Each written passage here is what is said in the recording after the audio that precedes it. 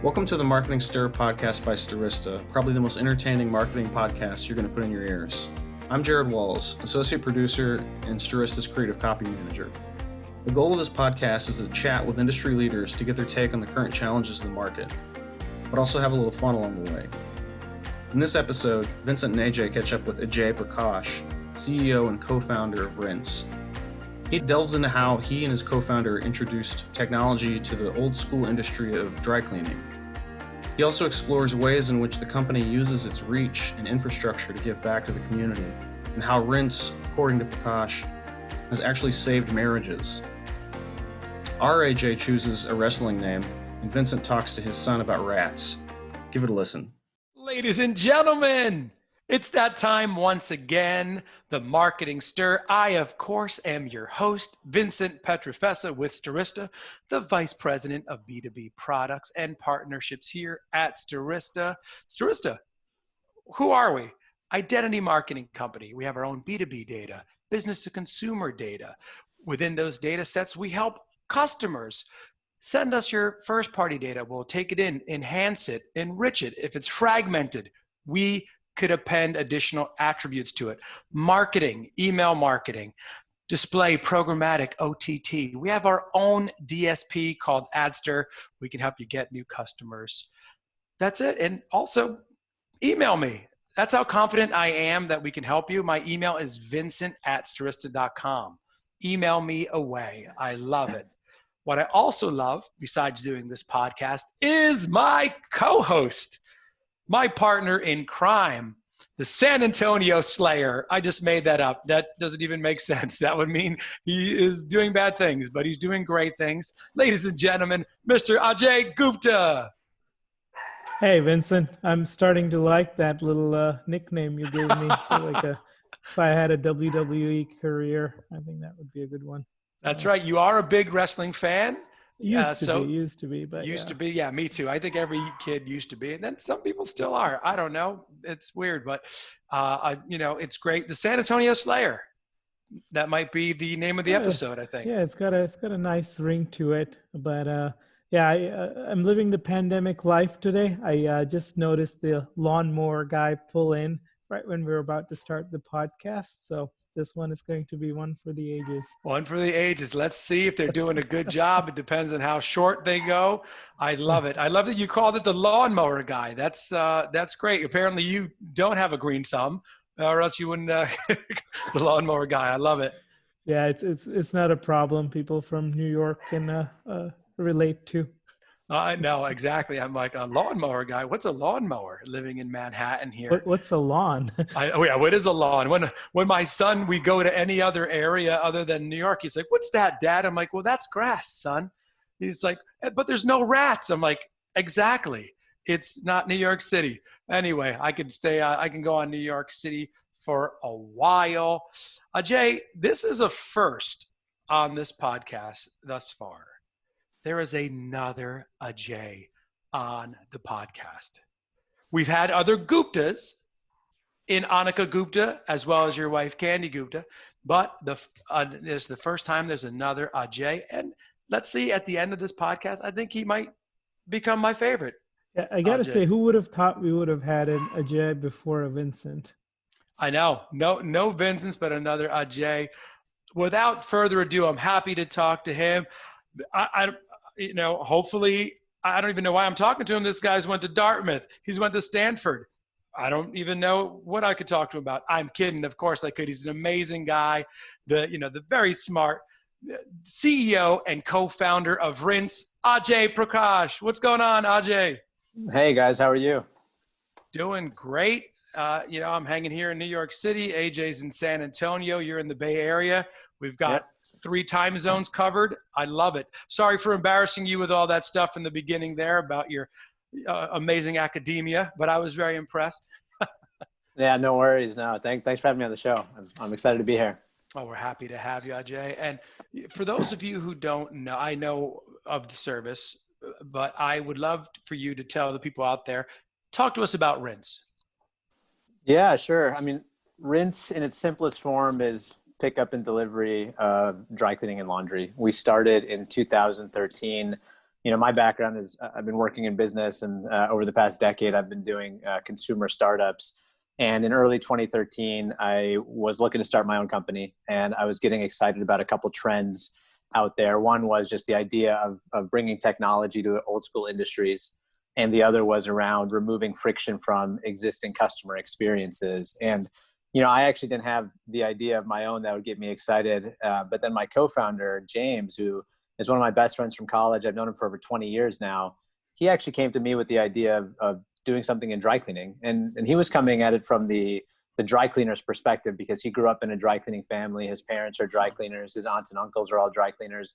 And he was wondering why, when he visited their store, business was so slow and they didn't know how to get customers in the door. And when he brought up dry cleaning, it was one of those moments where all the bells kind of went off, because it fit the trends I was looking at perfectly. And so we actually ran a quick test, picked up and delivered and cleaned the clothes of 11 of our friends in the Bay Area. Wow. And when we brought it back, everybody kind of had this unanimous response of, hey, this is great. When are you coming back? And so, we knew we were striking a chord. So we spent some time talking to as many people as we could about the last time they did dry cleaning, the last time they did laundry. And what we heard in those conversations, it's really the same thing we've heard for the last 7 years now as we've been building it, and was the impetus to run after this problem. But we just heard that there was so much friction in the experience, right? It wasn't like one big point of friction. It was all these little points of friction along the way. So if you think about dry cleaning as an example, you don't know who's a good dry cleaner, so you just go to the nearest one. So you're held hostage to proximity.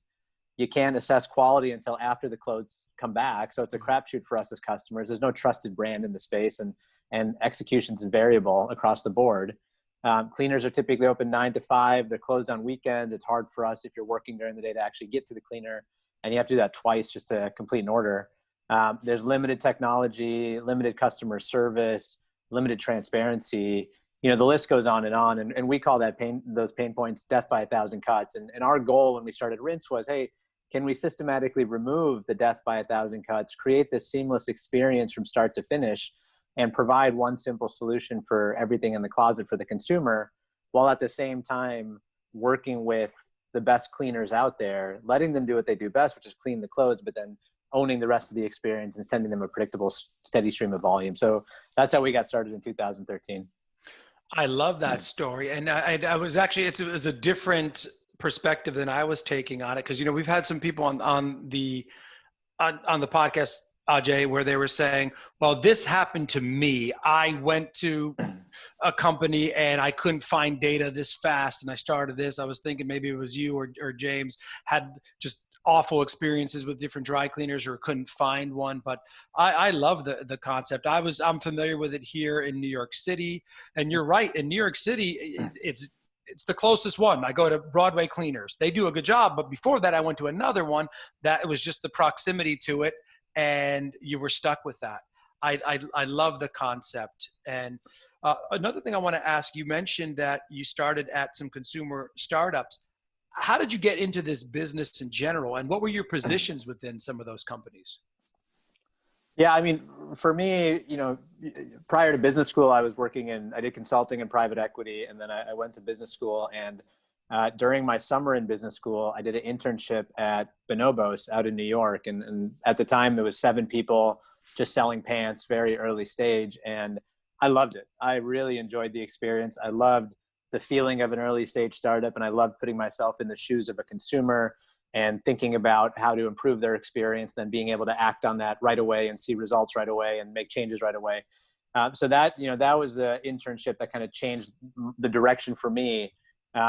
Since then, I've been fully dedicated in consumer startups and just consumer in general.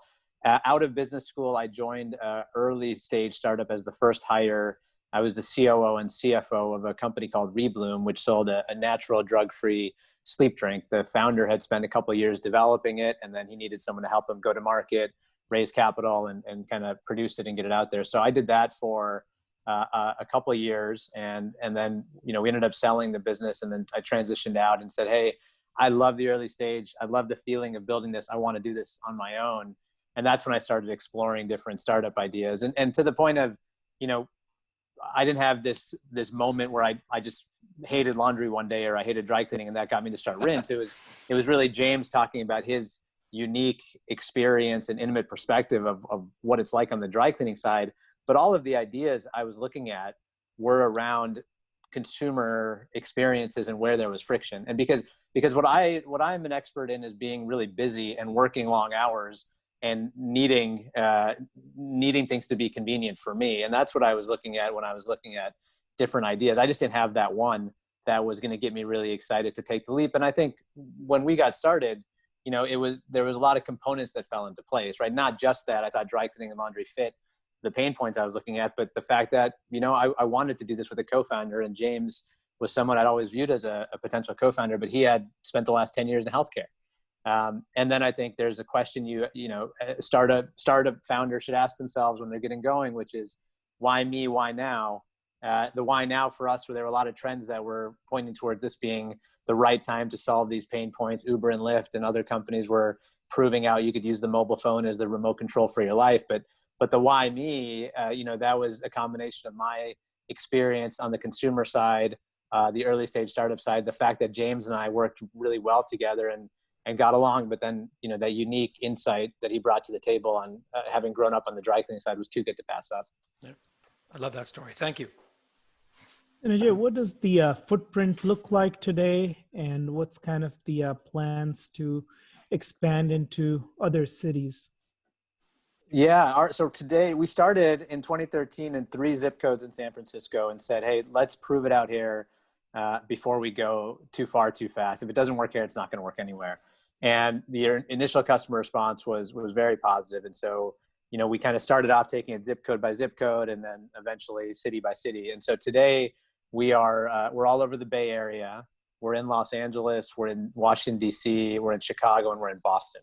And the goal for Rinse really is to make trips to the dry cleaner and the washer and dryer obsolete while building the first national brand in clothing care. We've spent a lot of time over the last 7 years building out a playbook that can be replicated to any market, right? That can be replicated across the country. And with this business, it's important to understand that the barriers to entry are pretty low. It's not that hard to just get started and start cleaning people's clothes and picking up and delivering, but the barriers to scale are incredibly high.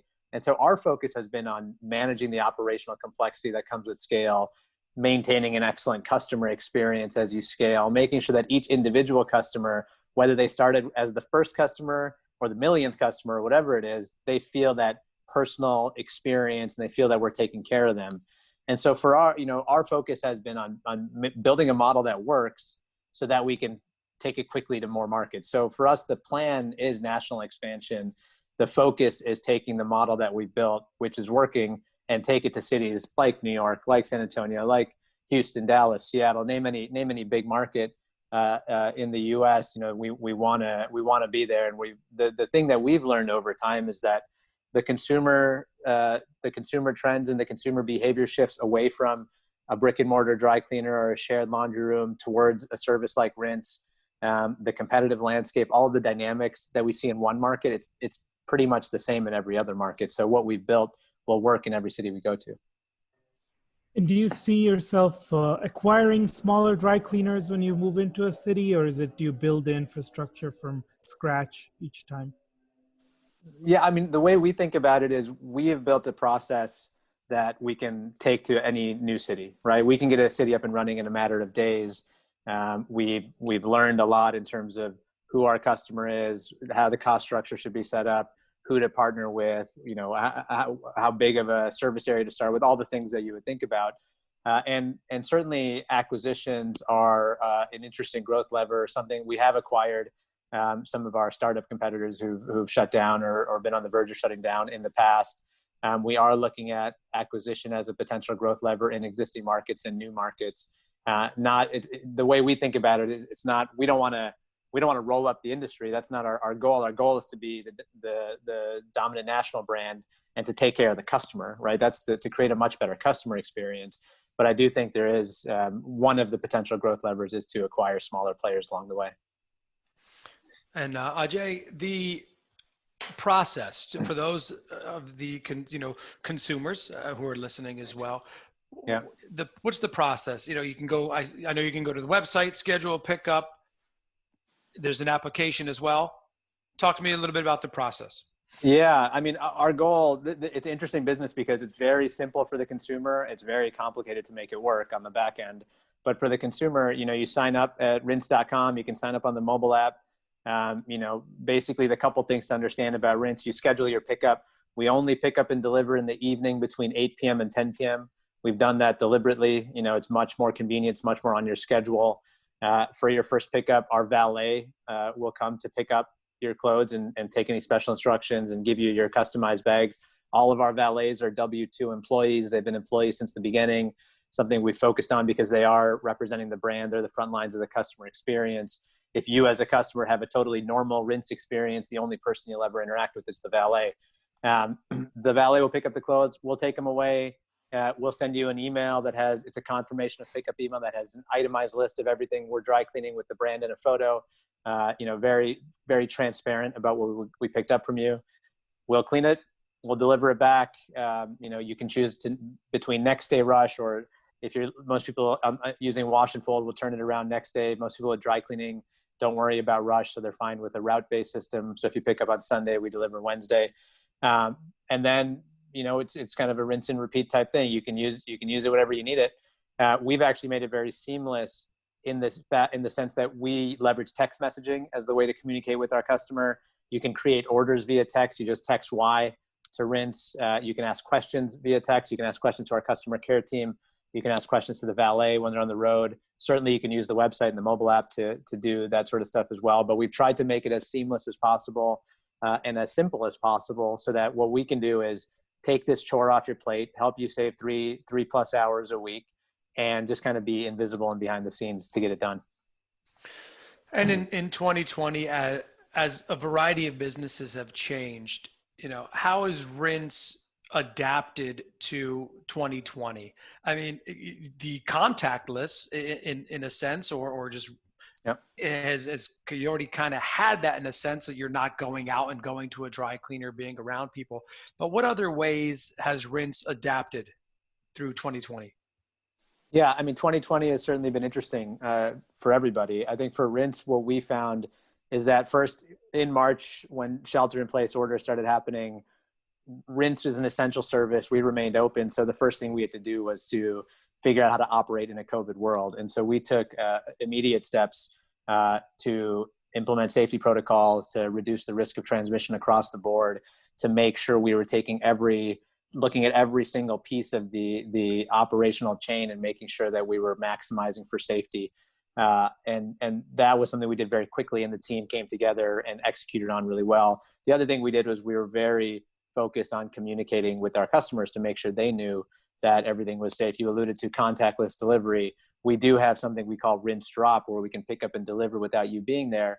But as COVID hit, we made it very easy to be contactless. We also made sure that all of our valets, all of our team members had the appropriate PPE. Anytime we came to the door, if you as a customer felt like you had to open the door and you had to interact with the valet, there was always a 6-foot distance, and the valets knew that they would stand away, and you'd have to interact. And we communicated that with the customer. Hey, this is an unusual interaction, but these are unusual times. That was that was sort of the message. But we wanted to make sure we were optimizing for safety.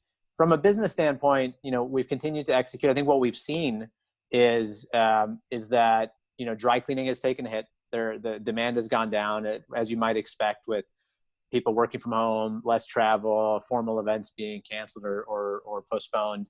We're starting to see some early signs of it coming back, but it's still early. On the other hand, laundry's been super stable, right? And so we've seen laundry has held up very well during this time. We have a subscription product we call Rinse Repeat, which is subscription for wash and fold. That's actually continued to grow during the pandemic. So that's been positive. We have seen some additional demand from our partners on the employer side. We have a product called Rinse for Business, where you can bring Rinse as a benefit to your employees. And I think as companies are thinking about benefits and ways to take care of their employee at home, we've seen more come into Rinse to use us. We're seeing more partnerships on the apartment building side. We partner with property managers and apartment buildings to provide Rinse to their tenants. We're seeing more people use Rinse as a incentive to sign a lease in an apartment building that doesn't have a washer dryer, because I think people are less excited about using a shared laundry room. in a COVID world. So, we're adapting in the sense that we as a business and we as a team haven't had to change much. It was really just executing, managing the operational complexity, making sure there was safety, but we're adapting in terms of seeing these trends and making sure we can capitalize on them and make sure we can take care of our customers during a challenging time. Yeah.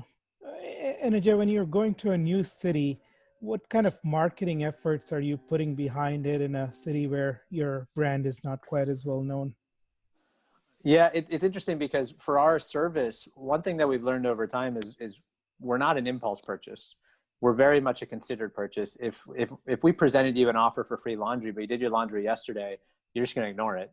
And so a lot of what we need to do is we need to build a drumbeat. We need to make sure we're building brand awareness as we go into a market. And I think the things that we think about when we think about entering a new market is how do you reduce new market risk?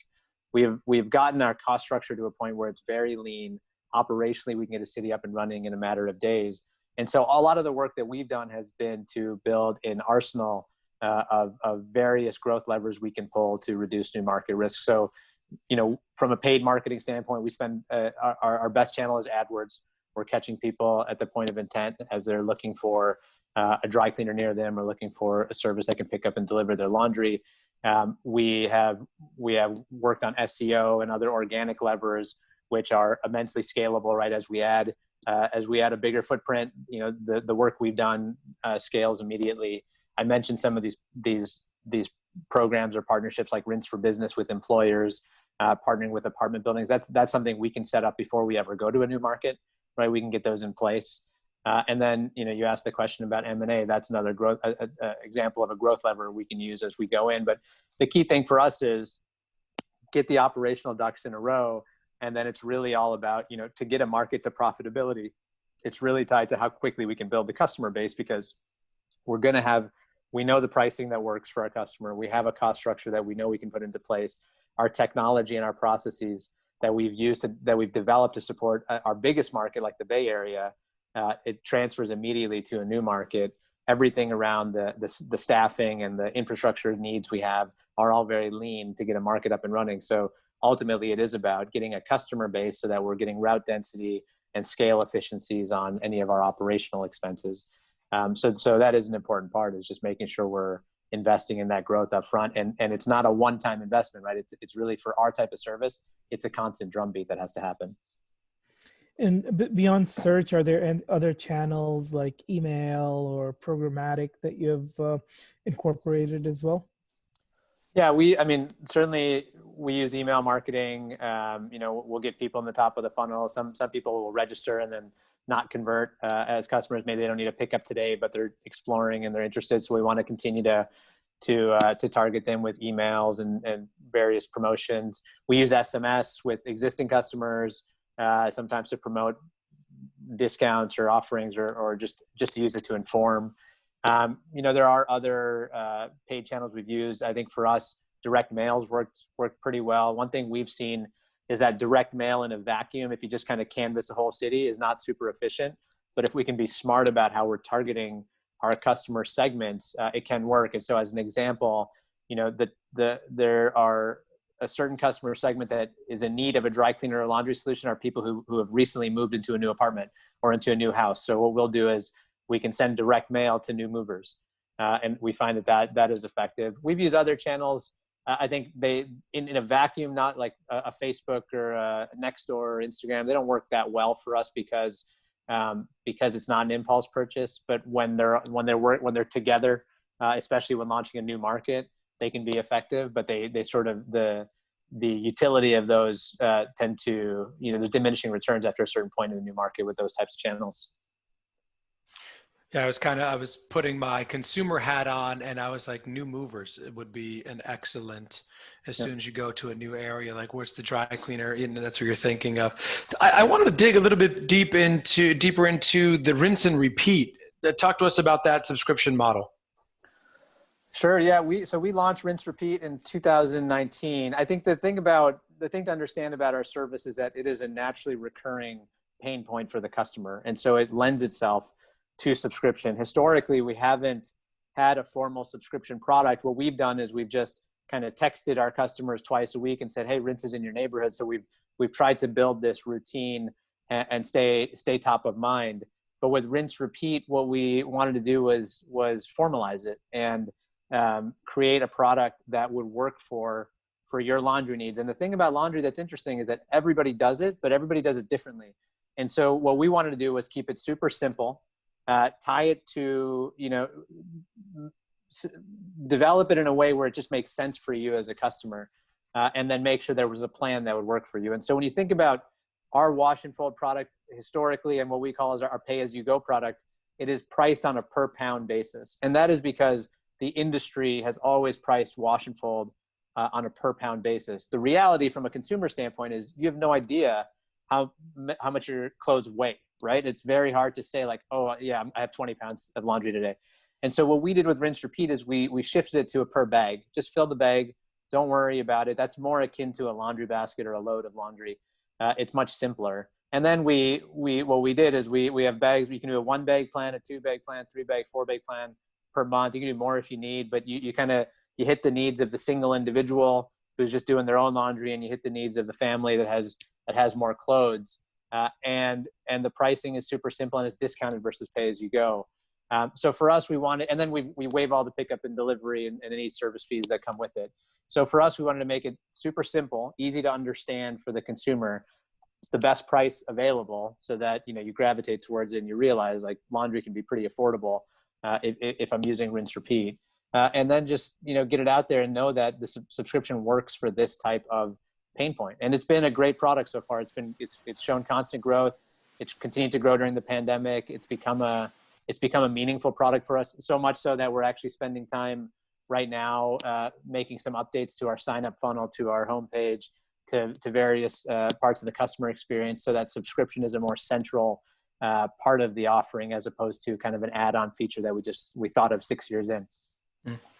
Yeah, no, I love it. And I can't wait till it comes to New York. I've read about it in New York. I've been, that's why, you and I are here. I've done so much research on the company. I was very familiar with it, but reading about it in New York, but having it eventually come here would be amazing, because New York City could definitely use it. There's a lot of people in need of that service here. So, looking forward to that.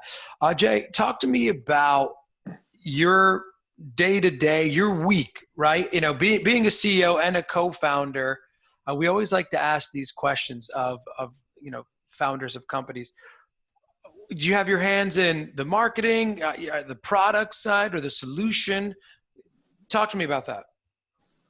Yeah, no, I mean, as a startup founder, you typically wear multiple hats. And so, as we started Rinse, James, my co-founder, took more of the operational side of things, and I took more of the customer-facing side of things. So things like marketing, customer care, and product. As we evolved, also on the business operations sides, we have, I own more of the finance and legal side of things, and James will take on more of the HR side of things. We brought on a third co-founder early on, Sam, who's our CTO, and he takes on a lot as well. He's actually, he oversees product. He helps a lot in the marketing side as well. So we are a lean team where the senior leadership team is going to wear multiple hats. And I think in terms of what I'm focused on, it depends on the day, right? I mean, the funny thing about being a startup founder or a leader at a company like this, where things are moving fast, is that, the structure of my day is very consistent from a day-to-day basis. I spend the morning with my kids. I work during the day, pretty packed during the day. At 6, I spend time with my kids for bedtime, bath time, and all that. And then in the evening, if I need to do more, I'll do more. But what I do during the day really depends on what's important for the business at the time, right? If I'm focusing on fundraising, that's the main focus, because my job as a CEO is to make sure that we have cash in the bank. That's the number one job of the CEO. If we're focusing on key initiatives on the marketing side or the product side, or even on the operations side, if I need to be involved, I will be, right? And if we're actively hiring, a lot of times my day-to-day might be around recruiting and reference checks and interviews and all that sort of stuff. So the needs of the business can vary day-to-day, week-to-week, month-to-month. And the key is, you have to be able to wear multiple hats. You have to be able to ruthlessly prioritize your time and make sure that the demands on your time are massive. Especially if you layer on 3 young kids, there are tons of demands on my time, and every minute counts. And so, it's really about prioritizing, being ruthless, having frameworks that you can use to make sure you're focusing on the things that matter most and not taking on things that aren't going to move the needle. And that certainly, what that specific thing is can vary based on the day. Are there kind of other companies that are very comparable to yours that you're trying to compete for that national footprint, or is it something very unique? How would you kind of characterize the competition? So as I mentioned earlier, in this space, the barriers to entry are low and the barriers to scale are very high. What we've seen since 2013 has been a lot of startups enter this space because it's not that hard to get started. The majority have remained subscale, very local, one market. Most or all have shut down by now. We've acquired a couple along the way. And I think, from that cohort of companies, we've emerged as the clear market leader, currently in 5 markets and on a path to national expansion. This is a very interesting industry. Nobody's ever been national in this space. It's very local. It's very fragmented. Every market has some players that are strong, and they've done a great job building their business over time. And so there aren't really any national competitors. There are certainly in every market strong competitors and some regional players. But I think for what we're trying to do, where we are the most digitally advanced company in this industry, we have navigated the operational complexity that comes with scale. We're in multiple markets. We're taking an approach that is different than what others have done in the past by building this process and technology layer on top of an existing infrastructure. I think we're unique in that regard. At the end of the day, the goal here is to be that dominant national brand, the first national brand in this space.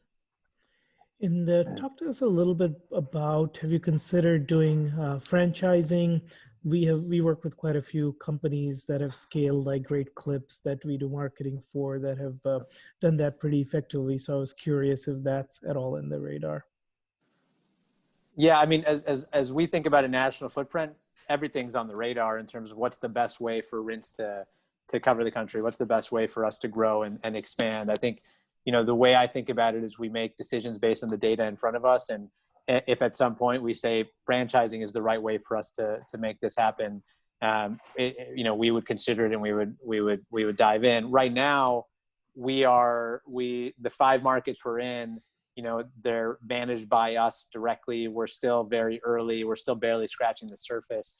And it's important to know we aren't, a Great Clips, which has kind of the brick and mortar retail establishment, and you're franchising that around the country. We don't have a retail establishment. We, eventually we might, and we've considered that as one part of the overall strategy. But for now, we own the markets. We're asset light. It's really about leveraging our technology, leveraging our team in the existing markets, and then taking that from city to city. But as we scale and as we build out the national brand, I think that, and as our processes continue to mature, I think that opens up opportunities. Do we franchise into tier 3, tier 4 markets? Maybe. I mean, it's not something we would totally rule out. But again, we make these decisions based on the data in front of us. And right now, the key is just focusing on our core business, making sure the model works, and then taking it to new markets. And that kind of leads into a question I have. You mentioned the expansion into new markets, perhaps expanding or creating different subscription models that are going to help the customer. Anything else you're excited about for 2021? I mean, I'm excited about a lot of things that we're doing at Rinse. I think, right now the business is working. Customers have responded since the beginning. We have customers who signed up in 2013 who are as active today as they were 7+ years ago. So no, I'm very excited about the team we have in place, the strategy we're working on. Subscription is working very well. Our economics work very well. Our model works very well. It is really about kind of pouring fuel on the fire and rapidly expanding. I think when I think about what we're doing, to the question of franchising, to the question of the bigger vision, there's a lot of stuff we can do here. There's never been a national brand in clothing care. We've done things. First, I think there's just geographic expansion. There's a huge opportunity to get to all these markets. From a product standpoint, subscription is one way for us to expand our product offering. We've certainly thought about a broader vision of being one simple solution for everything in the closet, which today is dry cleaning, laundry, hang dry, leather repairs. We take clothing donations. It's also down the road, potentially shoe repairs, tailoring and alterations, things like that. We've also captured the data of every item we've cleaned. We have a database of every item type, brand, and a photo of every item we've dry cleaned since the beginning. So we're uniquely in a position to know how people actually wear their clothes. And we've thought about, as we scale, can we have more influence on the clothing life cycle, not just taking care of your clothes as you own them, but can we help you as you acquire them by working with brands or various companies or doing something ourselves? And can we help you retire them, not just clothing donations, but consignment? So there's certainly a broader vision here. I'm excited about the path we're on. I think the way I think about it is there's a bigger vision to get to. There's a lot of steps along the way that you have to take to get there. And we're on the right path. And I feel good about 2020 going into 2021. Nice. Ajay, I want to touch upon something you said there, the donation of clothing aspect. Talk to me about that, because you're also doing some nonprofit work. You're donating those clothes. I would love to hear about that program. Yeah, I mean, for us, we have a series of core values that are our guiding principles. The main one that we always talk about is make mom proud, and it's an ode to James's mom, who was very helpful early on. But really, it's about how can we do things that we'd be proud to tell our mom about, not just the way we run our business and the way we take care of our customers, but can we use our reach, can we use our infrastructure to help in other ways? So clothing donations is one example. We've done that since the beginning. We can help remove clutter from your closet. As we pick up and deliver your clothes that you want cleaned, we can just take a garbage bag of clothes and donate it. So we've partnered with local charities since the beginning, since 2013, to collect clothes for donation. It's something that we've paused a little bit during COVID times here, just limiting the amount of things we're touching, but we'll turn it back on pretty soon. I think over the years, we've collected well over 10 tons of clothes and donated them. And it's great because we're helping remove your clutter on the customer side. It's great because these clothes will hopefully go to someone in need. It's great because clothes have a big environmental impact, and it's better to reuse them and recycle them as opposed to just kind of throw them away. So that's a program we really like, and it's something that we'll take to every market. I love it. Love hearing that. It's great to hear, how quickly you guys are expanding and growing. Has there been one moment, Ajay, that you feel, wow, that we really made it, or we're really proud of it, in kind of running Rinse? There's not one moment I would point to. I think this is such an interesting journey building a company. There's so many ups and downs, and it's a bit of a roller coaster ride. So I don't know if there's one moment where I would say we've made it. Frankly, we haven't made it yet. There's still a long way to go. There's so many challenges ahead. I think there are moments along the way. Certainly, I mean, there are interactions with customers when we hear from them that we've made a huge difference in their lives, whether they're in the middle of chemotherapy or they're post-surgery and they needed help with their laundry. I've had dozens of customers email me and tell me that Rinse saved their marriage, because it turns out dry cleaning and laundry is a point of contention in relationships. I mean, obviously during coronavirus, being able to help customers, especially more elderly customers who aren't able to leave the house or aren't as comfortable leaving the house, those types of messages are always positive, and they help kind of keep fueling the fire. I think also from a team perspective, I'm very proud of the team we've built and the work we've done. We have an amazing team. We're able to navigate all of the operational challenges that come our way. I mean, navigating COVID is only one example. We've done this since the beginning. I think just seeing how much they enjoy working for Rinse, and catching up with Rinse alums who talk about how the experience was transformational for them. Those are sort of the things that I look at as hey, we're doing something right. Let's keep moving. Let's keep pushing forward here. But I can't point to one thing where it all just sort of fell into place. I think it's a constant ebb and flow, and you just got to keep chipping away on a daily basis. Got it. And then in terms of raising money, it looks like you've raised a couple of rounds, which makes sense with the background you have with banking. Are there plans to continuously raise more capital as you expand into more cities? Yeah, certainly. We certainly have plans to raise more capital. I think to fuel expansion and to grow its new markets, it does require capital, at least to do it at a pace that we want to do it at. What we've done as a business is we've been focusing very much on efficiency, focusing on the economics. All of our markets are profitable. We have a business that works, and so any capital we raise is really with the idea of fueling expansion, right? Going to more markets, potentially fueling some of the M&A that you alluded to earlier. So yeah, for us, it's certainly in the cards. It's certainly something we think about, but the more important thing for us is make sure the business works. So we're not in a position where we have to raise capital, but we're in a position where we can raise capital because it makes sense for us and it makes sense to bring that investor on. Jay, my question's around the startup environment. I mean, do you ever see yourself just being a CEO, not wearing all different hats at a large organization, or do you like the controlled chaos, if you will? I mean, I do like the controlled chaos, and I really enjoy, I enjoy startups a lot. Yeah. I do think that the journey is one that is interesting, and the role of the CEO evolves over time, from day one to 7 years in to 7 years later. And so, I don't have any issue with being the CEO of a large company if I built that company and Rinse is there. I don't know that I would see myself shifting away from Rinse into a big company culture, into a big company environment. It doesn't seem as exciting to me, but I love the idea of building a company, building a team, executing on a vision. I mean, that's something that's driven me for the past 7+ years and will continue to drive me forward. So, as I said before, I like making decisions with the data in front of me. As long as I'm excited, I feel like I'm contributing and adding value in the role I'm in. I want to keep doing it. And I right now, very excited about what we're doing at Rinse, hopefully adding value in what I'm doing. But I think we have a lot of opportunity in front of us. So I'm excited to go after it.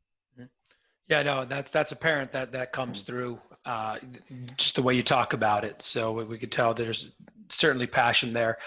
Other passions, let's talk about that. It's not all about marketing on the marketing stir, right? We get personal as well. I see the viewers will be able to see this on the YouTube version of it and the LinkedIn version on our page. You talk about your children, right? There's some artwork back there. So the children's artwork, or that's not your artwork, is it? It's yeah, it's not my artwork. At the start of COVID, this was a plain white wall, and my daughters have helped spruce it up. I have 3 daughters. Sana is 5.5, Ahaley is 3, Ish was 1.5, and so that is hobbies outside of Rinse, or any sort of things I do outside of Rinse really revolves around my family. I think that's been an amazing part of this journey. Frankly, we started Rinse in 2013, same year I got married. My oldest daughter, Sana, was born 3 days after we closed our first institutional round of funding. Oh, wow. So this journey has been in parallel, and it's amazing. I love every minute I spend with them, and I think it's actually interesting how having kids and having a family can help me manage my time and help me focus my time appropriately on the most important things, because I have to prioritize my work at Rinse because family always comes ahead of that. Yeah, I agree. I have 2 boys. I also was married in 2013. So yeah, that's my life now, is like this artwork. That's actually really good artwork. Sometimes my son, he's 3, he comes back with this thing I have to hang up on the refrigerator now. I'm like, all right, man, I get it. But no, I'm kidding. Yeah. But that actually looks good. It's beautiful colors, and you'll be able to see it, audience, when the recording comes out on video. I actually have a whole extra pile of drawings that I'm supposed to put up. If you can see some of the additional white space up there, yeah, I'm supposed to fill it all. So it's next time we talk, you'll see more. Absolutely, I love it. Vincent, one day Hayden will be listening to this or Hudson will be listening to this episode, and we'll be traumatized at what you thought about his artwork. So. he writes his name. That's pretty cool for a 3-year-old, but I'm like, I got to hang up 3 variations of it anyway. So Joe, one of our staple questions on the podcast is, what's a message on LinkedIn that gets your attention, that gets you to respond? And what's one that really drives you nuts There's probably no specific formula for me. I mean, that what works, LinkedIn or email, if it's obviously a warm connection helps.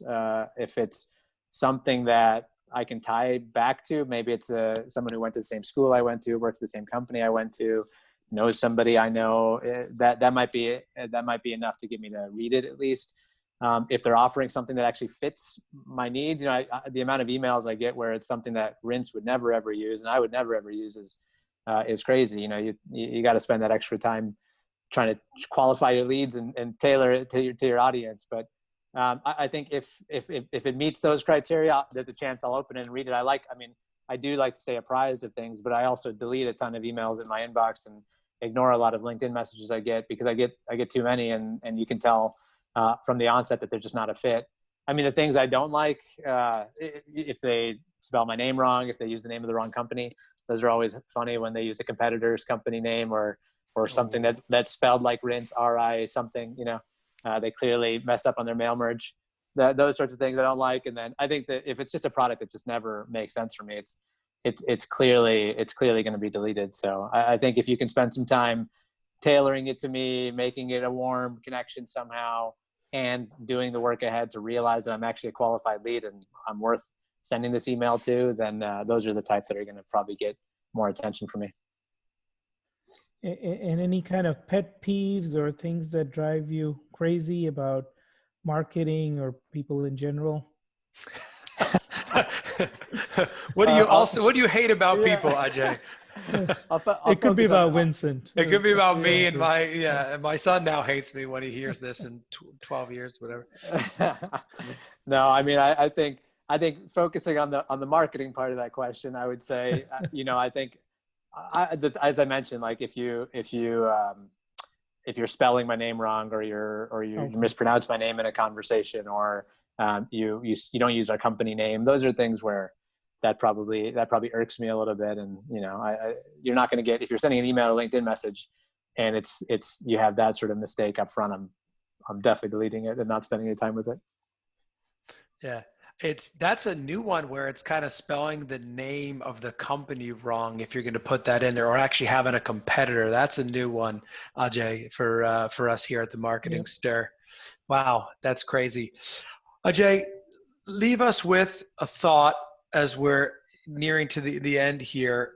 Young entrepreneurs, right? You coming out of school, did a variety of different startups and teamed up with someone you went to school with.